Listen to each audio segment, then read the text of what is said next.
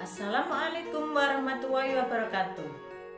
Halo anak-anak, apa kabar? Bertemu kembali dengan saya, Ibu Darningsih, dalam pembelajaran IPA. Sebelum kita mulai pembelajaran ini, kita berdoa terlebih dahulu.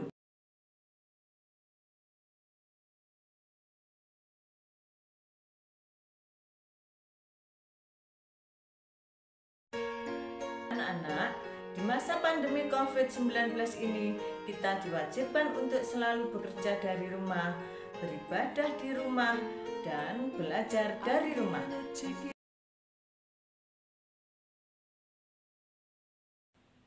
Sekalipun sekarang ini sudah berlaku new normal, tetap berlaku protokol kesehatan, dan kita diwajibkan untuk selalu belajar dari rumah.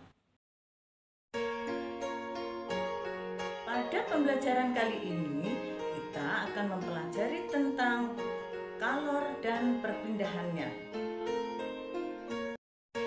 Tujuan pembelajaran kali ini yaitu setelah mengikuti pembelajaran ini diharapkan peserta didik dapat menjelaskan pengertian tentang kalor.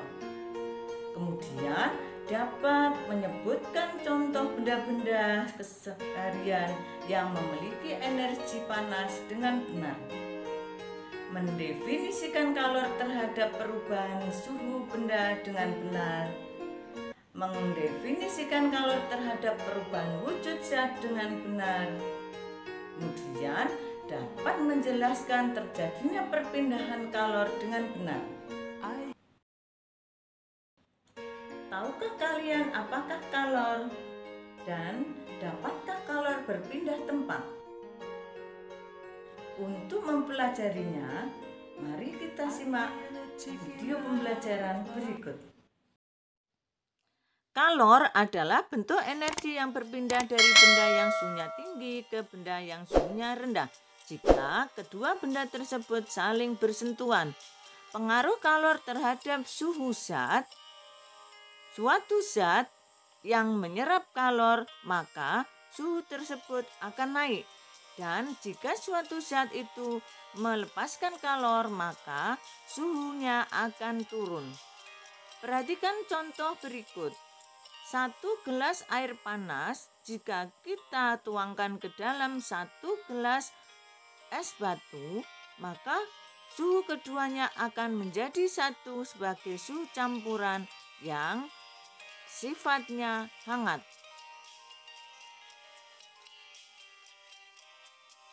Untuk mengetahui berapa jumlah kalor yang dilepas dan berapa jumlah kalor yang diserap oleh suatu zat, maka kita akan menggunakan prinsip persamaan secara matematis, di mana besarnya kalor atau jumlah kalor yang dilepas dan atau yang diserap akan sebanding dengan jumlah massa zat, kalor jenis zat, dan perubahan suhunya. Perhatikan contoh soal berikut. Berapakah kalor yang diperlukan untuk mendidihkan 1 kg air jika suhu awalnya 29 derajat dan sampai mendidih? Perhatikan penyelesaiannya. Massa benda itu 1 kilo, kalor jenisnya 4,2, T1 atau T awal 25 derajat Celcius, sedangkan T akhirnya 100, maka selisih dari temperatur atau delta T itu sama dengan 100 dikurangi 25 menjadi 75. Dari sini kita akan memasukkan dengan persamaan bahwa I sama dengan M dikali C dikali delta T. Maka kita dapat memperoleh hasil sebesar perkalian tersebut, yaitu 3154. Sekarang kita perhatikan yang lain. Apa itu kalor jenis? Kalor jenis zat adalah banyaknya kalor yang diperlukan untuk menaikkan suhu suatu benda. Tiap 1 derajat Celcius. Lalu, apakah kapasitas kalor? Kapasitas kalor itu kemampuan suatu zat menyerap kalor untuk menaikkan suhunya menjadi 1 derajat Celcius lebih tinggi lagi. Dengan demikian, dapat kita tulis kalor jenis dapat ditulis dengan persamaan C sama dengan Q per M kali delta T. Sedangkan untuk kapasitas kalor dapat ditulis dengan persamaan H sama dengan Q per delta T. Kalor sangat berpengaruh sekali terhadap perubahan wujud zat, di mana wujud itu akan berubah dari padat menjadi cair, cair menjadi gas, gas menjadi padat, dan seterusnya. Kita ambil contoh untuk perubahan wujud. Semula air dalam 1 gelas, jika kita akan dimasukkan ke dalam freezer akan berubah menjadi es. Peristiwa ini kita namakan dengan peristiwa membeku. Dan kemudian pada saat kita memanaskan air atau pada saat pagi hari kita akan menemukan apa yang namanya titik-titik embun. Peristiwa itu dinamakan dengan peristiwa pengembunan. Perubahan zat yang memerlukan kalor adalah, kita ambil contoh air yang sedang menguap, es yang sedang mencair. Lalu apakah kalor laten itu? Kalor laten adalah kalor yang dilepas atau diserap pada saat perubahan wujud zat. Satuannya adalah joule per kilogram. Kalor laten dibedakan menjadi 2, yaitu kalor lebur sama saja dengan kalor beku. Secara matematis, kalor lebur atau kalor beku dapat ditulis dengan persamaan bahwa L sama dengan Q per M. Dengan demikian, jika kita ingin mengetahui berapa kalornya, maka Q sama dengan M dikali L. Yang kedua, kalor lebur adalah kalor yang diperlukan oleh satu satuan massa zat pada saat benda itu mencair atau melebur pada titik leburnya. Titik lebur adalah suhu zat ketika melebur. Sedangkan titik beku adalah kalor yang diperlukan oleh suatu satuan massa zat untuk membeku pada saat titik bekunya. Titik beku adalah suhu zat ketika membeku. Perhatikan grafik perubahan wujud zat berikut. Dari titik A sampai titik B, zat masih berupa wujud es. Sedangkan dari B sampai titik C sudah berupa air es atau sudah terjadi proses melebur. Yang kedua adalah kalor uap. Kalor uap adalah kalor yang diberikan oleh satu satuan massa zat cair untuk menguap pada titik didihnya. Kita perhatikan grafik berikut. Grafik yang ditunjukkan di sini dari titik A menuju titik B, di situ air masih berupa es. Sedangkan B menuju C, air sudah mengalami melebur. Sedangkan untuk C menuju D, sudah berupa air. Dan dari D ke E, itulah sebagai titik uap. Perhatikan grafik berikut. Grafik itu menunjukkan berapa banyaknya kalor yang dibutuhkan untuk merubah dari wujud es menjadi uap. Di sini jumlah kalor yang diperlukan sebanyak jumlah dari mulai titik beku sampai titik uap. Yang berikutnya adalah penguapan. Proses penguapan dapat dipercepat dengan cara 1. Memanaskan benda tersebut. Kita ambil contoh menjemur pakaian. Yang kedua, memperluas permukaan zat tersebut. Kita ambil contoh jika kita makan makanan yang panas, maka kita perlu memperlebar permukaannya. Untuk yang berikutnya, dengan cara kita mengalirkan udara di atas permukaan zat tersebut. Hal ini dilakukan untuk mengurangi tekanan yang ada di permukaan zat.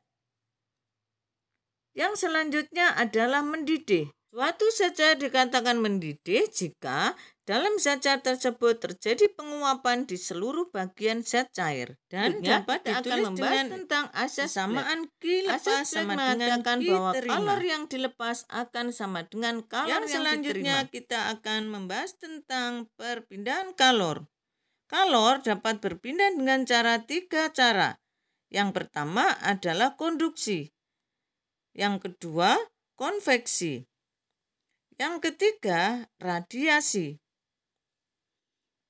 Perpindahan kalor secara konduksi artinya bahwa perpindahan kalor melalui suatu zat perantara tidak diikuti dengan partikel-partikel zat tersebut. Contohnya pada saat kita akan memanaskan logam, maka yang merambat adalah panas sedangkan logamnya tetap. Benda-benda yang dapat menghantarkan panas dengan baik kita namakan dengan istilah penghantar kalor. Contoh, besi, baja, kuningan, tembaga, dan lain sebagainya. Sedangkan penghantar yang kurang baik kita namakan sebagai isolator. Contoh dari isolator diantaranya kayu, plastik, karet, kertas, wol, dan lain sebagainya.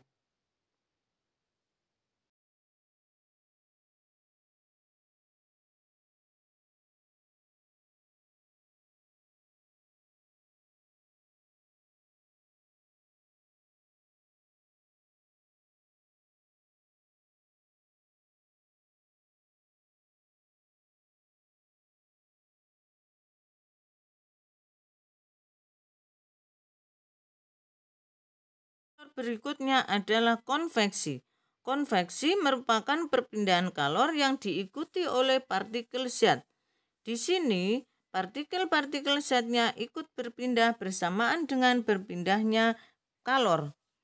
Kita ambil contoh, pada saat kita memanaskan air, maka partikel air itu akan ikut berpindah dari dasar yang suhunya lebih tinggi menuju ke suhunya yang lebih rendah. Begitu sebaliknya secara terus-menerus sehingga akan terjadi proses yang namanya mendidih.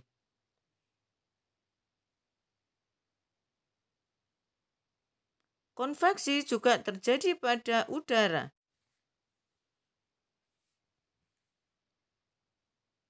Konveksi yang terjadi pada udara dapat memicu terjadinya proses angin darat dan angin laut. Angin laut terjadi pada saat siang hari. Pada siang hari, suhu udara di permukaan laut lebih dingin jika dibandingkan suhu di permukaan daratan. Sehingga hal ini memicu terjadinya perpindahan secara konveksi, yaitu udara dingin mengisi udara panas. Sehingga hal ini diikuti oleh bertiupnya angin dari laut menuju darat. Sedangkan angin darat terjadi pada malam hari. Hal ini karena suhu udara di darat lebih dingin dibandingkan dengan suhu udara di permukaan laut.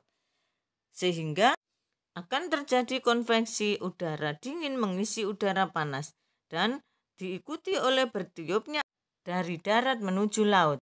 Sehingga terjadi angin darat yang berhembus dari darat menuju laut.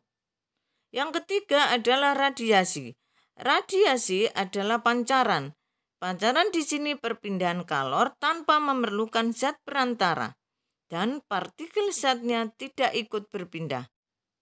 Contoh dari perpindahan kalor secara radiasi, kita bisa mengamati sinar matahari akan sampai ke bumi karena radiasi. Contoh benda-benda yang banyak menyerap kalor dan sedikit menyerap kalor. Di antaranya, permukaan yang hitam akan banyak menyerap kalor dibandingkan dengan permukaan yang bersih mengkilap atau putih. Untuk pemanfaatan kalor dalam kehidupan sehari-hari di antaranya pancing masak. Bagaimana anak-anak? Sudah paham kan?